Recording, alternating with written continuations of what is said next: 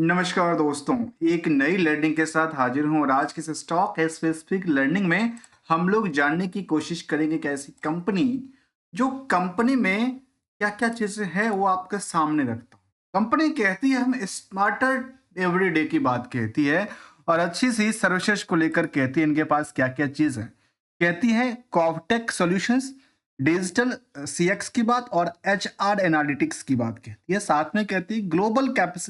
Capacity centre भी इनके पास available है। कंपनी का नाम है विन। वी विन की बात कहती है और कंपनी जो काम करती है वी विन लिमिटेड के बेसिस पे तो मार्केट में इन कंपनी को लेकर के ईयर ऑन ईयर बेसिस का जो फाइनेंशियल पोजीशन है वो लगातार ऊंचाइयों को टच करती दिखी है। चाहे वाई वाई के मुताबिक देखा गया 36% से लेकर के ऑल ओवर में 2% तक की इंक्रीजमेंट देखने को मिला है। साथ ही यदि क्वार्टरली डेटाबेस को भी देखें तो फाइनेंशियल पोजीशन इसका लगातार न्यू रेजिस्टेंस की तरफ न्यू ऊंचाई पे जगह क्रिएट करती निकल के आती है। यदि कंपनी का हम कुछ और पॉइंट को देखें तो ये कह सकते हैं कि बुक वैल्यू जो है कंपनी का वो 26 के मुकाबले आजकल जो मार्केट में प्राइस चलती है वो 342% इंक्रीज हो चुकी है। जबकि इंट्रेंसिक वैल्यू करीब 53 रुपीज का बनता है, जबकि हायर टू हायर इसका 115 तक, लोअर साइड में 62 रुपए तक। फिलहाल यहाँ पे देखा गया कि ट्रेंड इसका अप ट्रेंड में दर्ज करती दिखी है। यदि हम इसके चार्ट को भी देखें तो शायद हमें कुछ और क्लियरिटी निकल के आएगी। कंपेरिजन टू द इंडस्ट्रियल के पी के मुताबिक आज भी पूरे के पूरे मार्केट में काफी जगह खाली है इन स्टॉक की दुकान पे, जहां अर्निंग पर शेयर 2.5 रुपए पर शेयर कमाई करती है और number of share 1 crore 2 lakh का नंबर ऑफ शेयर, जिसकी वजह से मार्केट कैप 93 करोड़ की कंपनीज में जो प्रमोटर का हैंड है वो काफी अच्छा रहा है। 70% से ज्यादा प्रमोटर ही इसको रन करती दिखी है। इसके अलावा ओवरऑल 3% की कंपनी सेविंग करती है और इसके पीछे मार्केट में रिस्क फैक्टर थोड़ा सा ज्यादा ही नहीं बहुत ज्यादा की बातें कहते हैं। एग्जाम्पल के तौर पे यदि आपको कहूं जो 100 रुपए के बदले कंपनी ये कहती है हमने प्रॉफिट बुकिंग किया तो मार्केट में आज भी इनके 644 रुपए का उधार पड़ा हुआ निकल के आता है। इसमें ध्यान देने वाली बात ये होगी जिसके मुताबिक हम कहते हैं जो कोई कंपनी का जो ट्रेंड कैसा रहा है उसमें सेल्स का आधार कैसा रहा, सेल्स का परसेंटेज कितना ग्रो करती है, प्रॉफिट का परसेंटेज क्या ग्रो कर पाती है, क्या सेल्स के आधार पे आउटस्टैंडिंग के पार्ट्स लगातार डिक्रीजिंग है या इंक्रीजिंग सिचुएशन में क्रिएट करती है। कंपनी यदि कोई कर्ज ले रही है तो कर्ज को लेकर कंपनी ने क्या किया है, उसका यूज क्या किया, जहां पे 0.31 का आंकड़ा दर्ज करती है। करंट रेशियो की नंबर वो 1.78 की आंकड़ा दर्ज करती हो। जहां डिविडेंड का कोई ट्रैक रिकॉर्ड नहीं है वहां पे चार्ट लेवल इसके बारे में कहती है वी विन लिमिटेड को लेकर के पिछले 1 साल की चार्ट ग्राफ में देखा जाए तो कह सकते हैं कि अभी उस प्राइस के आसपास आके अटकी पड़ी है जिस प्राइस पे कई बार कितनी बार आके अटकी पड़ी है और इसको कहते हैं स्ट्रॉन्ग सपोर्ट। इस प्राइस को नॉर्मल कहते हैं कि जिस प्राइस पे आकर बार बार अटक जाए वहां से निवेशकों का मन वहां से उभरता निकल के आए तो शायद वो उसको सपोर्ट कहते हैं। और रेजिस्टेंस की बात किया जाए तो कह सकते हैं कि इनका जो प्राइस है वो काफी ज्यादा भी नहीं है, नियर अबाउट इस पास के आसपास देखने को मिला। और अभी के सिचुएशन में करंट सिचुएशन की बात यदि किया जाए तो जिस मुताबिक मार्केट ने यहाँ पे रन करती दिखी थी उसी मुताबिक मार्केट ने अपनी ब्रेकआउट करती दिखी है और ब्रेकआउट करते करते करते हो सकता है ये अपनी हायर टू हायर रेजिस्टेंस को टच कर जाए, क्योंकि फाइनेंशियल पोजीशन कुछ इनको सपोर्ट देती दिखी है। तो लास्ट 12 महीने के ट्रेंडिंग डेटा कहती है जो अभी तक के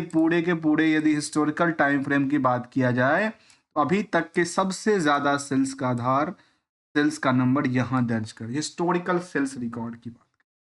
ऑपरेटिंग प्रॉफिट थोड़ा सा डिक्लाइनिंग सिचुएशन में बनी है। इंटरेस्ट की पार्ट को देखा जाए तो आज भी बहुत ज्यादा है जो कि अदर सोर्स ऑफ इनकम से एडजस्टेबल नहीं दिखती।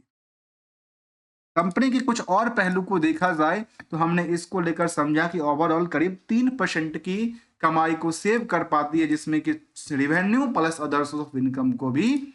दर्ज किया जाता है। यदि हम कंपाउंडेड सेल्स की तरफ देखा जाए तो मूवमेंट कैसा रहा तो कहती है जो सेल्स का मूवमेंट लगातार अपट्रेंड जैसे हमने चार्ट लेवल पे दिखाया था प्रॉफिट का ट्रेंड भी अप ट्रेंड ही दर्ज करती है, तो स्टॉक प्राइस में फिलहाल अभी डिक्लाइनिंग की सिचुएशन तो नहीं, लेकिन ऑन एवरेज ही देखने को मिला है। तो यहां से इन दोनों के प्रति यदि मार्केट सस्टेनेबल करने की कोशिश में है, तो शायद ये भी इनको सपोर्ट देने के लिए क्या है, बैकअप तैयार करके रखा है, जो कि 10% तक की आंकड़ा दिखाती है। यदि रिस्क फैक्टर को देखा जाए तो रिस्क फैक्टर कंपनी में केवल 88 डे के लिए कहती है, जो कि 3 महीने की टाइम फ्रेम में, जहां पे कंपनी ने ये कहा कि हमारा जो 100 रुपए की प्रॉफिट के बदले जो प्रॉफिट के आधार पे 644% के आसपास मार्केट में उधार है, लेकिन आउटस्टैंडिंग यदि पार्ट देखेंगे सेल्स के आधार पे, तो केवल और केवल 22% का आंकड़ा को दर्ज दिखती है। यदि H1 की डेटाबेस को भी मान लें तो कह सकते हैं कि 38 करोड़ के मुताबिक यदि हम कंपेयर करें तो कितने नंबर की बात कहती है, वो भी जरा देखते हैं।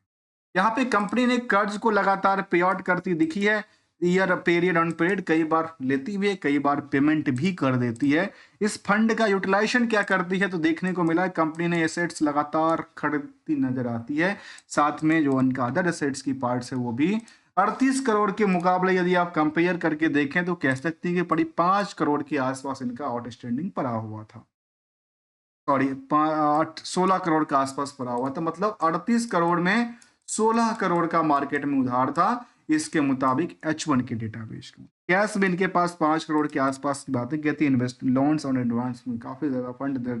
करती दिखी है। ऑब्वियसली ये देखा गया कि शायद किसको दिया या फिर उनके पास कुछ लेने वाले होंगे कर्ज, जो कि लॉन्ग टर्म के लिए घिंच के चला गया होगा।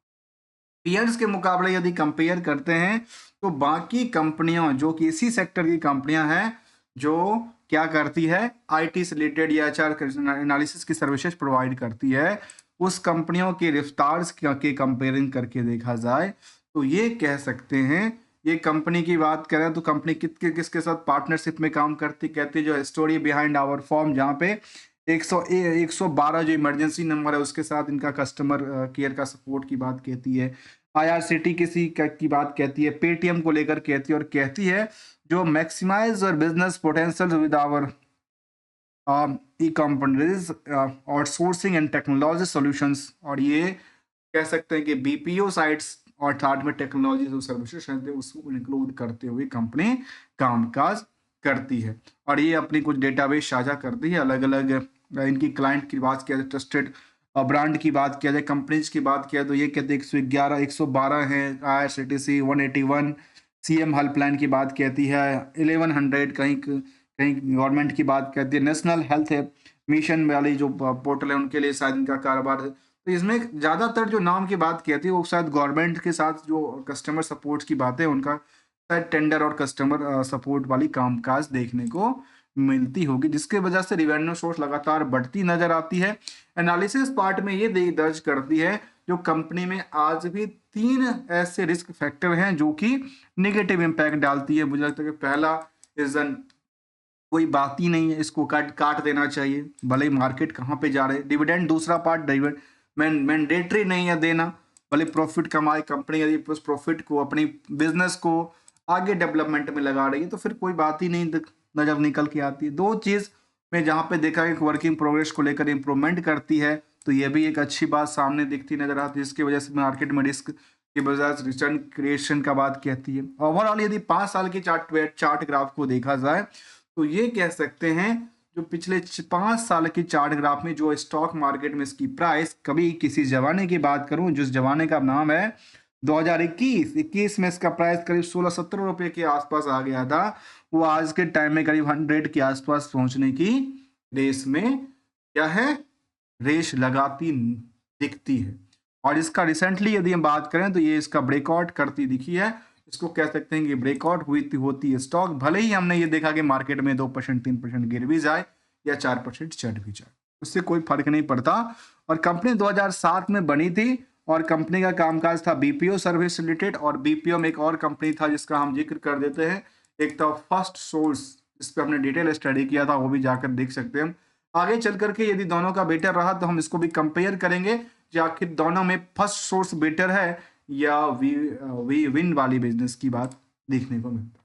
इसके कंपैरिजन वाले जो कंपनी है उसमें कहती है इसके मुकाबले ECL लेक्स करके है,